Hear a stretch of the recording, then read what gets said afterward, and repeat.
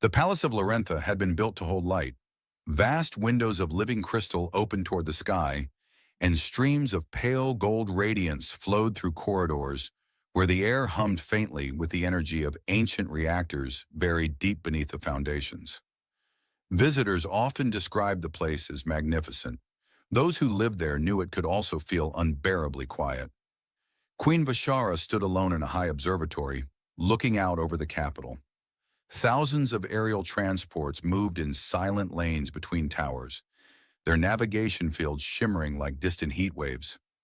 Beyond the city, the silver arc of orbital shipyards gleamed against the morning sky.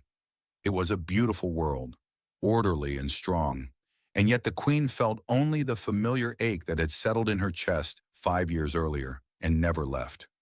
Behind her, a hovering console chimed politely, trying to remind her that 3 councils and 2 diplomatic transmissions awaited her attention. Vashara silenced it with a gesture. 5 years. 5 years since Princess Senna had vanished during a routine diplomatic mission, her escort destroyed in an attack that had left nothing but drifting wreckage and unanswered questions. Every search fleet had been sent, every trade route scanned, every rumor pursued. Nothing, at least nothing that mattered. The door slid open behind her, and Commander Relin stepped inside, his armor softly clicking as the joints adjusted. He hesitated as he always did, unsure whether to speak immediately or wait for acknowledgement. The Queen spared him the decision. "Is there news?" she asked, though her voice already carried the quiet certainty of disappointment. "No, Your Majesty," Relin said gently. "Only routine reports." She nodded once. Routine. The most dreadful word in the language, she sometimes thought. Routine meant nothing had changed. Relin shifted slightly, then cleared his throat. "There is also a minor situation in the lower docking ring." Vashara turned, one eyebrow lifting. Minor situations do not usually reach the observatory. Relin's expression twitched. A customs inspector has accidentally sealed himself inside a cargo scanner and is refusing to come out because he claims the machine has achieved sentience and is attempting to interrogate him. For a moment, the Queen simply stared at him. Then, despite herself, a quiet breath escaped that might almost have been a laugh. "And has the machine achieved sentience?" she asked. "No, Your Majesty. It is asking him to remain still for calibration." "I see. Then perhaps someone should explain to him that calibration is not an interrogation." "Yes, Your Majesty." Relin hesitated again, then added, "He has also demanded legal representation." Vashara shook her head faintly. "Send someone patient." Relin bowed and withdrew, leaving the observatory silent once more. The small interruption faded quickly, and the ache returned, as constant as gravity. Vashara moved to the window again. Somewhere out there, beyond the trade routes and the mapped sectors, her daughter had disappeared. Senna had been 14, bright, curious, endlessly asking questions that made court tutors sigh and engineers smile. She had once dismantled a ceremonial navigation sphere simply to understand how the gravitational harmonics worked, then reassembled it incorrectly so that it played music whenever someone tried to chart a course. The memory brought a flicker of warmth, followed by the familiar sting of loss. The door opened again, more hesitantly this time. A young attendant entered, nearly tripping over the hem of his robe as he hurried forward. "Your Majesty," he said, slightly out of breath, "a transport has entered orbit requesting clearance to dock." "That is not unusual," Vashara said absently. "Yes, but—" The attendant swallowed. "The pilot insists the request is urgent and must be delivered directly to you." The Queen frowned. "Why?" "He would not say, Your Majesty, only that he has brought someone home." For a moment the words seemed to hang in the air without meaning. Someone home. The phrase was too fragile to hold hope, and yet something deep within her stirred, a sensation she had not allowed herself to feel in years. "Who is the pilot?" she asked. "A registered human trader, Marcus Hale." Vashara's expression hardened slightly. Humans were uncommon in this sector, though not unheard of. Traders passed through occasionally, usually loud, curious, and inclined to treat palace protocol as an amusing suggestion rather than an unbreakable rule. "And the passenger?" she asked. He would not say, Your Majesty, only that the passenger will speak for herself. The queen felt her heart begin to beat faster, though she could not yet name the reason. It was foolish to hope, dangerous to hope. She had learned that lesson too well. Grant docking clearance, she said at last, and bring them to the reception hall. The attendant bowed and hurried away. Vashara remained still for several moments, staring at the city below, but she no longer saw it. Somewhere in the palace, footsteps echoed, doors opened and closed, voices carried through corridors. Life continued as it always did, indifferent to the storms within a single heart. She turned and began walking toward the hall. As she moved through the corridors, servants and guards stepped aside, bowing in silence. The walls glowed softly with embedded light crystals, and the air carried the faint scent of flowering vines that climbed along the vaulted ceilings. Everything was exactly as it had been for years, and yet something felt different, as if the palace itself were holding its breath. At the entrance to the reception hall, Commander Relin waited, his expression unusually tense. The transport has docked, he said quietly. They are on their way. Vashara inclined her head and stepped inside. The hall was vast, its ceiling rising like the interior of a cathedral, suspended walkways crossing high above. At the far end, the great doors stood closed, their surface etched with the history of 1,000 years of rule. The queen took her place at the center of the chamber, hands clasped behind her back, forcing herself to breathe slowly. Footsteps approached beyond the doors. For an instant, she felt the faintest tremor of fear, not of what might be revealed, but of what might not. The doors began to open. The doors opened slowly, their massive panels parting with a low, resonant sound that echoed across the reception hall. Cool air from the docking corridors drifted inside, carrying with it the faint scent of metal and ionized fuel. At first, Vashara saw only silhouettes, two figures framed by the brighter light behind them.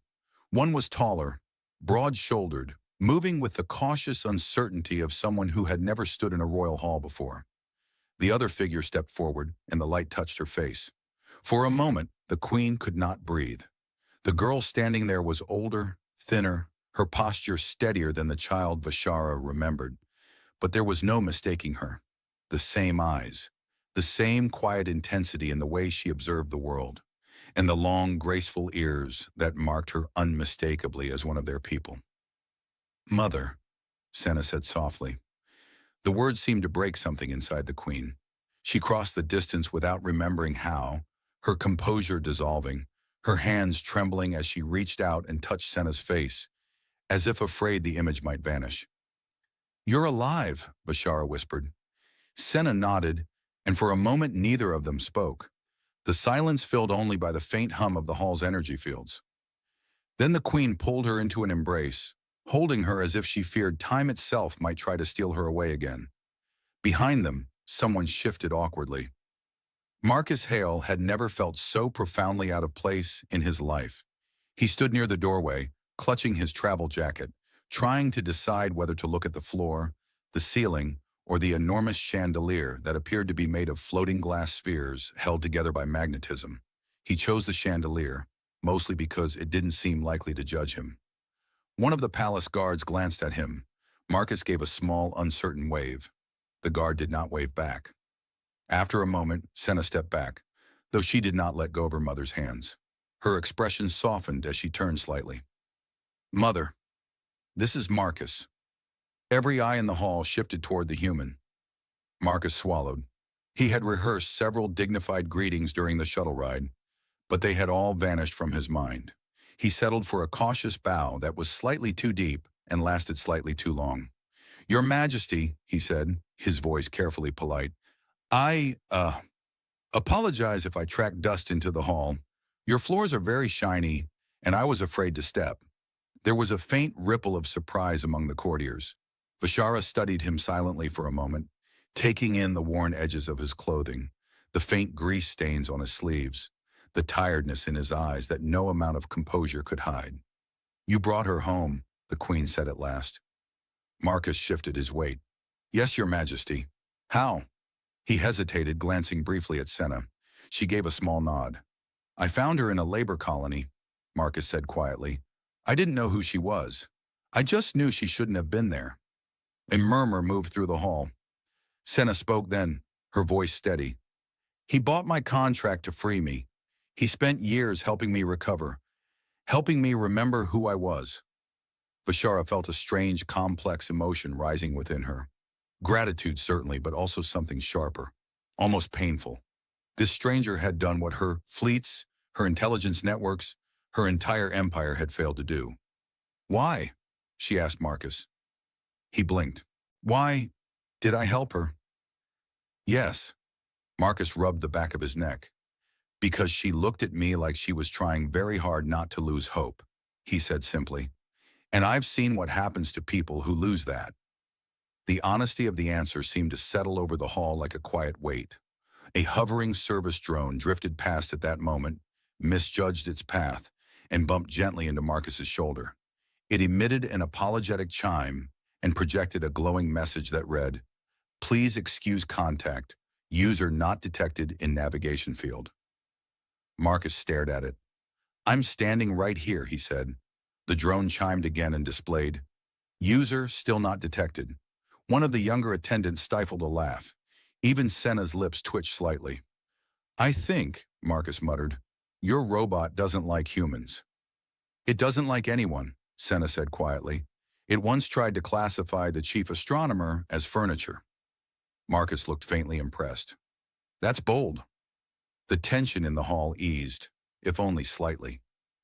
Vashara studied them both, the daughter she had mourned, and the man who stood beside her with an awkwardness that somehow made him seem more genuine than many nobles she had known all her life. "You must be exhausted," the queen said at last. "Both of you. You will be given quarters, medical evaluation, and whatever you require." Marcus opened his mouth, hesitated, then said, "If it's not too much trouble, I'd appreciate coffee.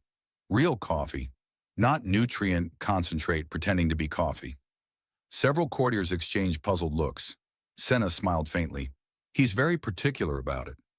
"I am," Marcus said firmly. "There are lines a person must not cross." Vashara found to her own surprise that she was almost smiling. "It shall be arranged," she said.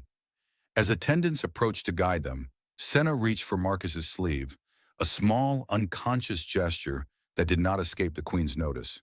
The girl who had vanished as a child now carried herself with quiet strength, but the bond between them was unmistakable. Vashara watched them walk together across the hall, and for the first time in 5 years, the emptiness inside her felt different. Not gone, not healed, but no longer endless. Somewhere far above the palace, ships continued to move along their silent paths through the sky, and the great city of Larentha carried on as it always had. But within the palace walls, everything had changed. The medical wing of the palace was brighter than most parts of the structure, its curved walls lined with softly glowing panels that adjusted their light to match the patient's pulse and breathing. Senna sat on the edge of a diagnostic platform while a cluster of hovering instruments moved around her, scanning silently. Thin beams of blue light passed across her skin, mapping bone density, neural activity, and countless other measurements too complex to follow without specialized training. Marcus sat nearby in a chair that seemed to adjust itself every few seconds, as if it could not decide what shape a human spine preferred. Each time it shifted, Marcus gave it a suspicious look. "Is it supposed to do that?" he asked. A medical technician glanced over. "The chair is optimizing your comfort." "It's failing," Marcus said. Senna suppressed a laugh, though the sound caught slightly in her throat. Even now, after everything, there were moments when laughter felt unfamiliar, like a language she was relearning. The chief physician, an elderly woman with silver-threaded hair and long, elegant ears, studied the readouts drifting in the air before her. Her expression was thoughtful but not alarmed. "You are in remarkably good health," she said to Senna, "considering the conditions you described." "I had help," Senna replied, glancing toward Marcus. The physician followed her gaze, her eyes lingering for a moment on the human. "Yes," she said quietly. "So I understand." Marcus shifted in the chair again as it adjusted itself with a faint whir. "I think this thing just tried to tilt me sideways." "It is aligning your posture," the technician said. "I was aligned already." Marcus muttered. The physician turned back to Senna. There will be more detailed evaluations in the coming days, but for now, you may rest. Senna nodded, sliding off the platform. As the instruments withdrew, she felt a strange mixture of relief and unease. Being safe, being cared for, felt almost unreal after so many years of constant uncertainty. They left the medical wing together, walking slowly through a corridor where the walls displayed shifting holographic murals of distant nebulae. The images moved so gradually that the motion was almost imperceptible, like watching the universe breathe. Marcus folded his arms. I still can't believe this place, he said. Back on the trade routes, the fanciest medical equipment I saw was a scanner held together with adhesive tape and optimism. Senna smiled faintly. Optimism is an important component. It shouldn't be structural, Marcus replied. They walked in silence for a few moments, the soft sound of their footsteps echoing faintly. You don't have to stay, Senna said quietly. Marcus glanced at her. I know. You could leave tomorrow. No one would stop you. I know that too. She looked ahead, her expression distant. I just wanted you to know. I would understand. Marcus studied her for a moment, then shook his head. You really wouldn't. Senna looked at him, surprised. I didn't bring you all this way just to vanish the moment things got complicated, he said. Besides, I'm curious. About what? Marcus gestured vaguely around them. All of this. Your world, your people, and, he added with a faint grin, I want to see if that coffee they promised actually exists or if it's another royal myth. Senna laughed softly, and the sound echoed down the corridor like something fragile and precious. They reached a wide balcony overlooking one of the inner gardens. Trees with translucent leaves shimmered in the filtered sunlight, and small hovering lights drifted among the branches like artificial fireflies. The air carried the faint scent of flowering vines. Senna rested her hands on the railing. For a long moment, she said nothing. It's strange, she said at last. I used to stand here as a child and think the palace was enormous. I thought nothing could ever exist beyond it that mattered. Marcus leaned against the railing beside her. And now? Now I know how small it is, she said softly, compared to everything out there. He followed her gaze toward the sky, where a cargo freighter moved slowly across the horizon, its engines glowing faintly. You did well out there, Marcus said after a while. Senna shook her head. I survived. That's not the same thing, he said. She was silent for a moment. There were times, she said quietly, when I thought I wouldn't. Marcus didn't answer. He didn't need to. They both remembered those times too clearly. After a while, he cleared his throat. You never told me, he said, how you managed to reprogram that supply drone in the colony. Senna blinked, then smiled slightly. You're still thinking about that? It delivered extra food to half the labor blocks without getting caught for 3 weeks, Marcus said. That's impressive. I bribed the maintenance supervisor, she admitted. Marcus stared at her. You bribed him? With his own missing tools, Senna said calmly. I returned them one at a time in exchange for access codes. Marcus laughed, the sound bright in the quiet garden air. I knew there was more to that story. They stood there for a while, the silence between them easy and familiar. Inside the palace, servants moved quietly through corridors, and distant voices echoed faintly. Life continued, as it always did, but for Senna, everything felt different now. The memories of the colonies, of cold metal walls and endless gray skies, seemed both distant and impossibly close, like dreams that lingered even after waking. You're thinking about it again, Marcus said gently. Yes, he nodded.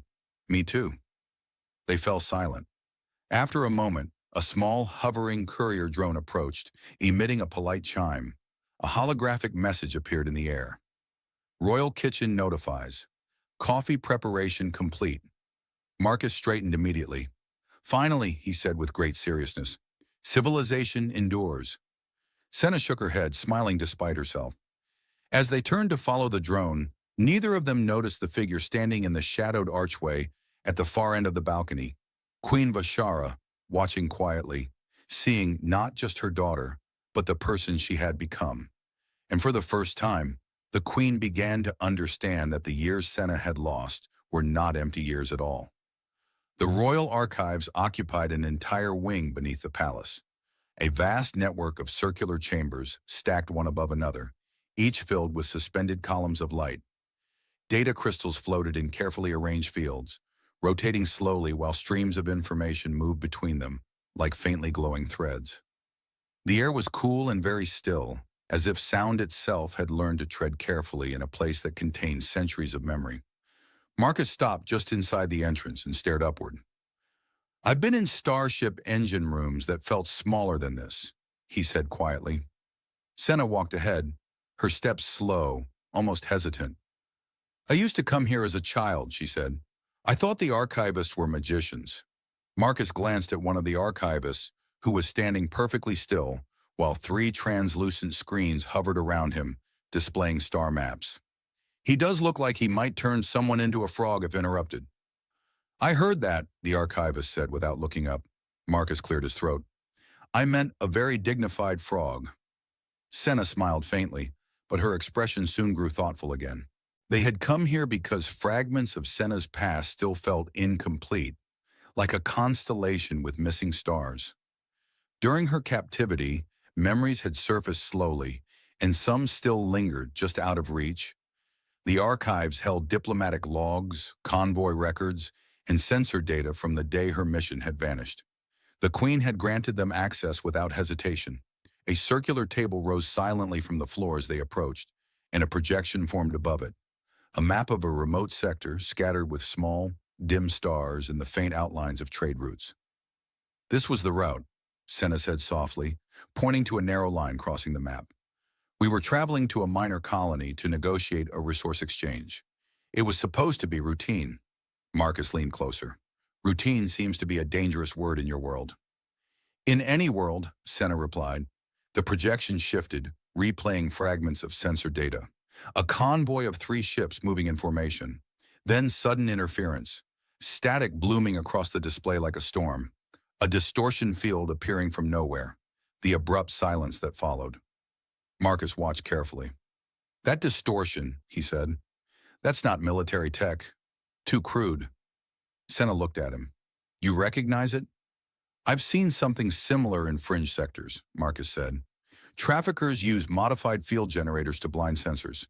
Cheap, unstable, and effective if you don't care about collateral damage." Senna felt a chill. Hearing it described so plainly made the memory sharper, more real. The projection continued, showing debris drifting slowly in space. No escape pods, no survivors recorded. Marcus frowned.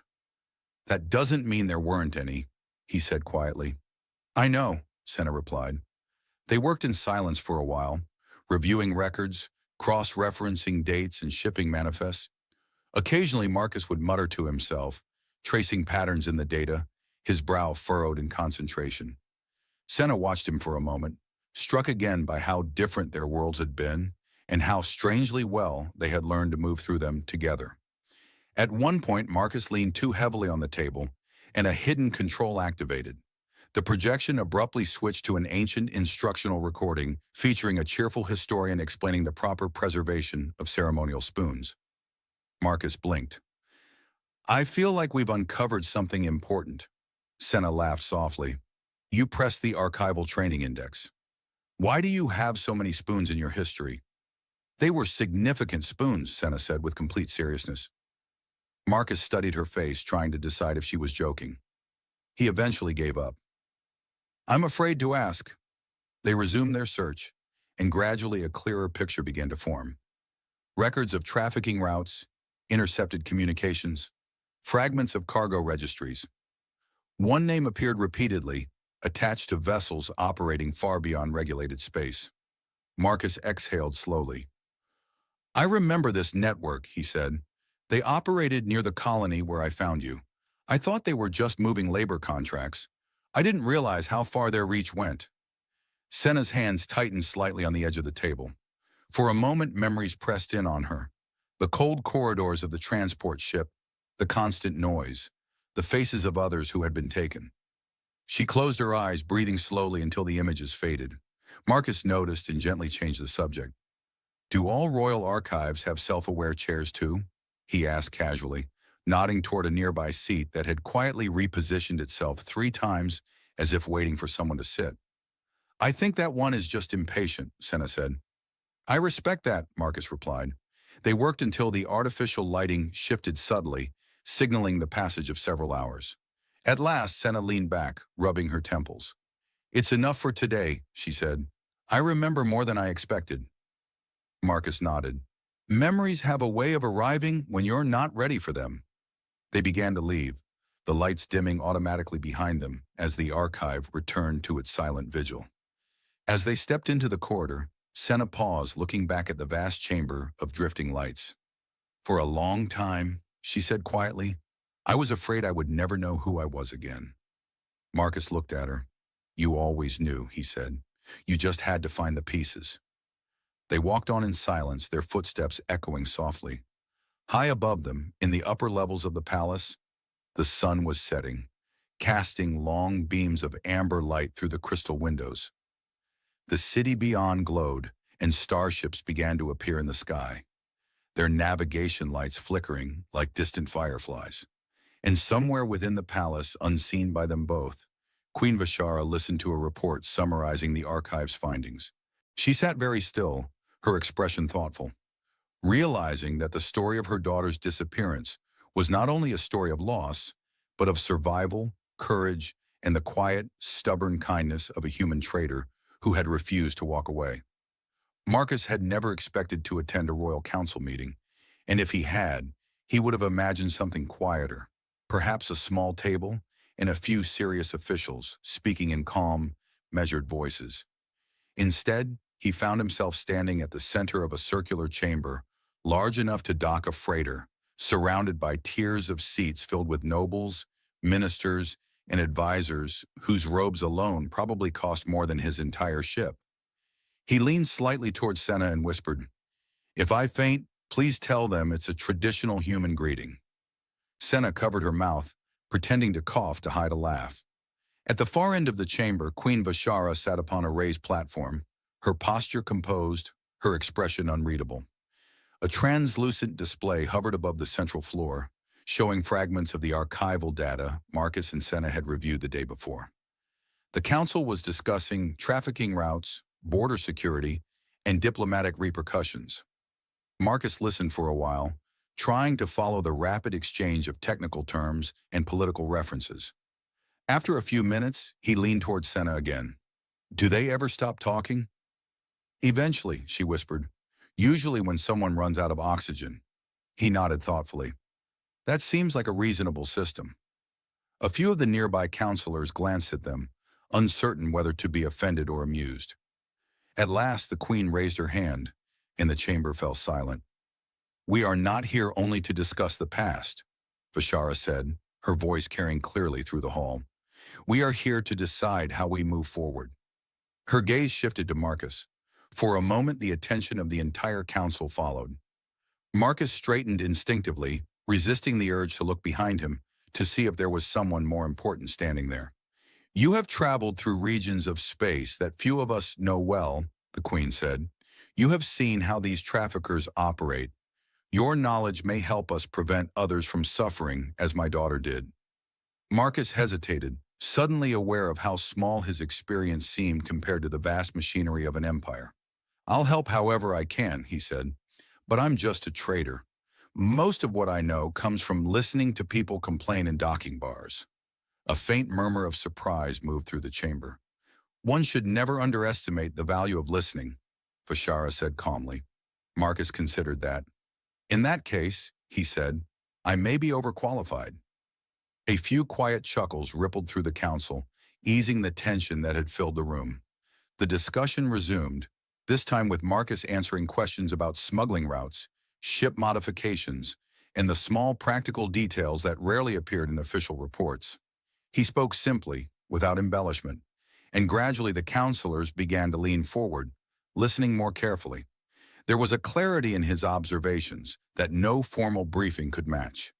At one point, a projection of a trafficking vessel appeared above the chamber, rotating slowly. Marcus studied it, then pointed. That's not a cargo hatch, he said. It's disguised, but the seams are wrong. That compartment is for holding people, not freight.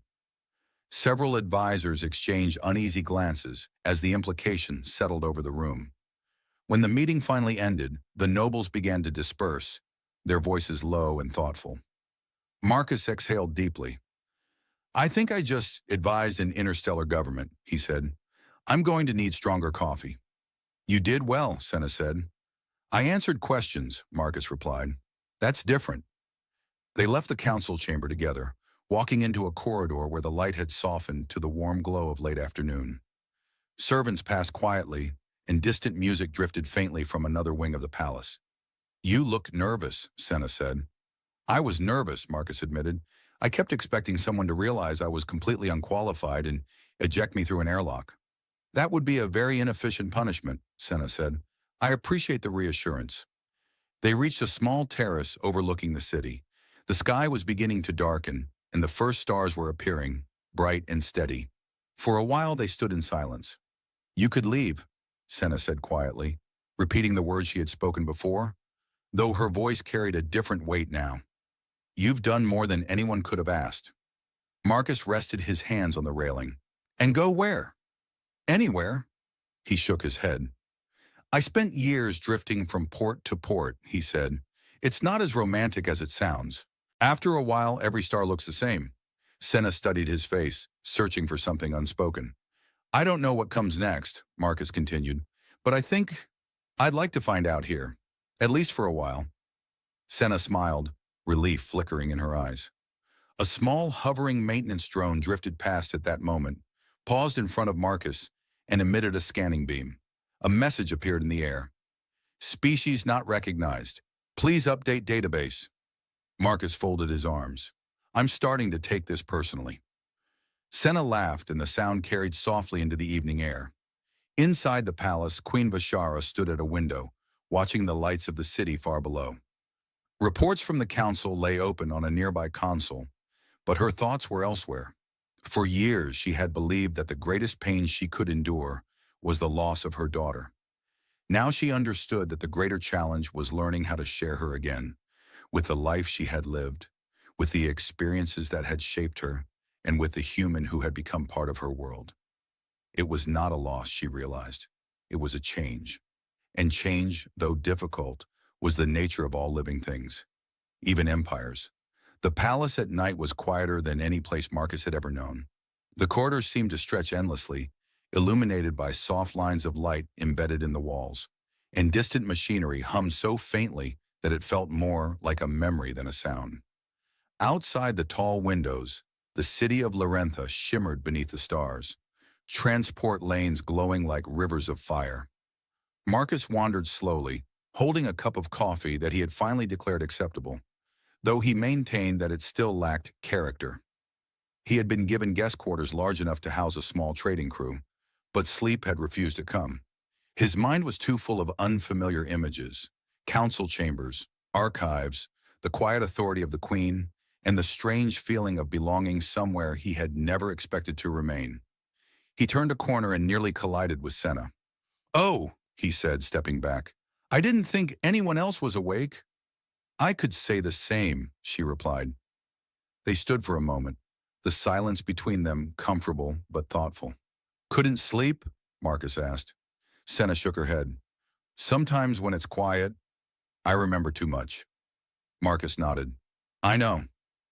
They began to walk together without deciding where they were going, their footsteps echoing softly. The palace seemed different at night, less formal, more alive in a quiet way. Maintenance drones drifted along the ceilings, occasionally pausing to adjust lighting or polish surfaces with small articulated arms. One drone stopped directly in front of Marcus, scanned him, and displayed a glowing message. "Unidentified object. Cleaning protocol initiated." A small brush extended. Marcus took a step back. "I'm not an object."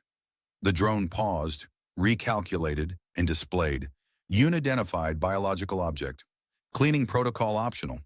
Senna laughed softly. "It's improving." "I feel very reassured," Marcus said dryly. They continued walking until they reached a wide observation deck overlooking the outer gardens. The night air was cool, carrying the faint scent of luminescent flowers that opened only after sunset. In the distance, the faint glow of orbiting platforms moved slowly across the sky. Senna rested her hands on the railing. For a long time, she said nothing. I used to stand here with my tutors, she said at last. They would point out constellations and tell stories about explorers and lost civilizations. I always thought the stories were too dramatic. Marcus leaned beside her. Reality usually is. She nodded. In the colony, there were nights when the sky was completely hidden. The air was too polluted to see the stars. I used to try to remember what they looked like, but sometimes I was afraid I was forgetting. Marcus was silent for a moment. You didn't forget, he said quietly. You're here. Senna turned to look at him. You were the one who reminded me, she said. He looked away, uncomfortable with the weight of the words. I just bought a contract, he said. That's all. That's not all, Senna replied. They fell silent again, watching a freighter pass slowly overhead, its engines glowing blue against the darkness. After a while, Marcus spoke. Do you ever think about what you would have done if you hadn't been found? Senna considered the question. I think I would have survived, she said slowly, but I wouldn't have been the same person. Marcus nodded. None of us are the same person after something like that. A faint sound reached them, the distant laughter of palace staff somewhere deep within the corridors, followed by the clatter of something metallic falling and someone hurriedly shushing the others. The ordinary, almost clumsy noise felt strangely comforting. Life goes on, Marcus said. Yes, Senna replied. It does. Behind them, footsteps approached. They turned to see Queen Vashara stepping onto the deck. She was not wearing her formal robes, only a simple dark garment, her expression calm but thoughtful. I hoped I would find you here, she said. Senna straightened slightly. Mother. Marcus inclined his head respectfully. For a moment, the three of them stood in silence, the night wind moving gently around them. I have been reading the reports, Vashara said at last, about the colony, about the routes you traveled. Senna's expression tightened slightly, but she said nothing. The queen looked at Marcus. You gave my daughter something my fleets could not, she said. Time, safety, hope.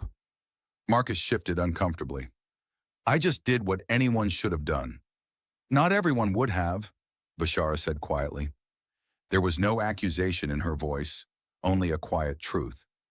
After a moment, she turned her gaze toward the sky. When Senna was a child, she said, she once tried to build a starship in the garden. She used furniture, kitchen tools, and 3 very patient servants. Senna groaned softly. Mother. It did not fly, Vashara continued, ignoring her. But she insisted on conducting launch procedures for 3 hours. Marcus tried very hard not to laugh and failed. I was 8, Senna said defensively. You ordered the servants to count down from 1,000, the queen said. It was a very important mission, Senna replied, trying to remain serious. Marcus wiped his eyes. I would have joined that mission. The queen smiled faintly, and for a moment the years of grief seemed to lift from her face. They stood together for a long time, speaking little, simply watching the stars. The silence between them was no longer heavy. It was peaceful, filled with the quiet understanding of people who had endured loss and found one another again. Far above, the constellations turned slowly, indifferent to the lives below, yet somehow bearing silent witness to them. Morning light spread slowly across the palace, turning the crystal towers of Larentha into columns of gold. In the central court, banners moved gently in the breeze, and the sound of distant engines drifted faintly from the skyports. The day felt different, though no one could have said exactly why. There was a sense of quiet anticipation, as if something long unsettled had finally found its balance. Marcus stood on the wide balcony outside his quarters, looking out over the city. A week had passed since the council meeting, and in that time he had answered more questions, reviewed more charts, and drunk more coffee than he had in any previous month of his life. He had also, to his mild surprise, begun to learn the names of the palace staff, and they had begun to learn his. He was still not entirely certain how that had happened.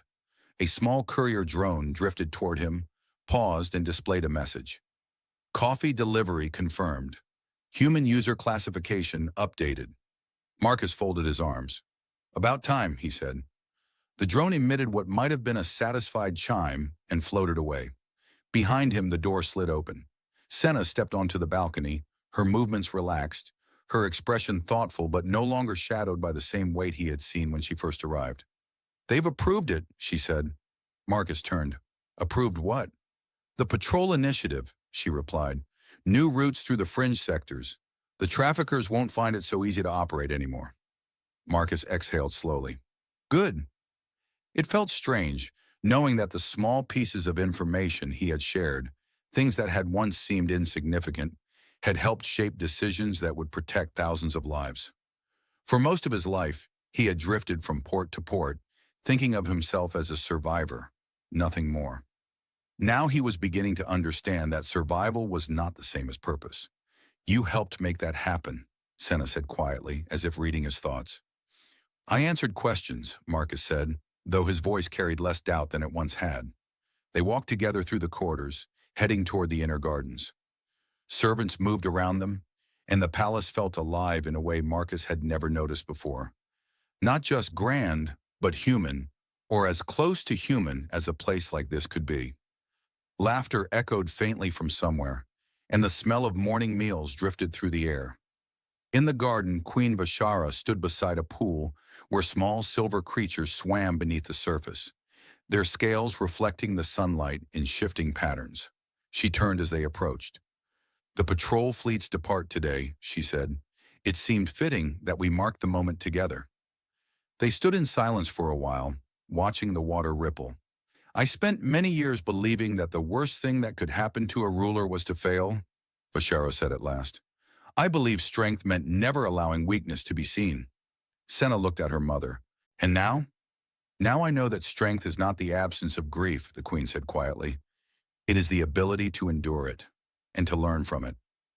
Senna felt the truth of those words settle deep within her. The years of captivity, the fear, the uncertainty. Those things had not broken her, though at times she had believed they would. They had changed her, shaped her into someone who understood suffering and kindness in ways she never had before. And Marcus had been part of that change. I am not the same person I was, Senna said softly. No, Vashara replied. You are stronger. Marcus shifted slightly, feeling as though he were intruding on something deeply personal. For what it's worth, he said, I'm not the same either. Senna glanced at him. No, she agreed. You're not. They walked along the garden paths, and for a time the conversation turned lighter. Marcus attempted to identify the strange plants that opened and closed in response to sound, confidently naming one a singing cabbage, which caused a nearby gardener to laugh so hard he nearly dropped his tools. It does look like a cabbage, Marcus insisted. It is a harmonic fern, the gardener said, still smiling. Well, Marcus replied, it should try harder not to look like a cabbage. Later they stood on the high terrace overlooking the main launch fields. Below, a line of patrol ships prepared for departure, their engines glowing faintly as crews completed final checks. The air vibrated softly with contained power. As the first ship lifted into the sky, Senna felt a quiet sense of completion. The past could not be undone, but it had led them here, to this moment, to this future. I used to think home was a place, she said. Marcus looked at her. And now I think it's the people who stand beside you, she replied.